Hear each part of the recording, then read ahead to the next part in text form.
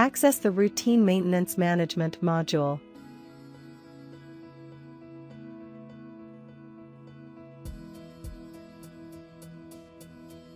Select the property, the date, and object for which you need to reprogram.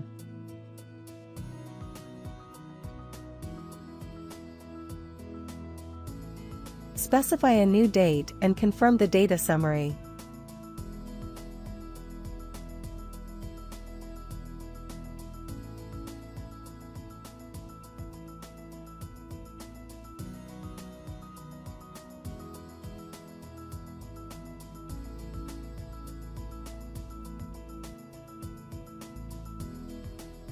View the reprogramming in the list.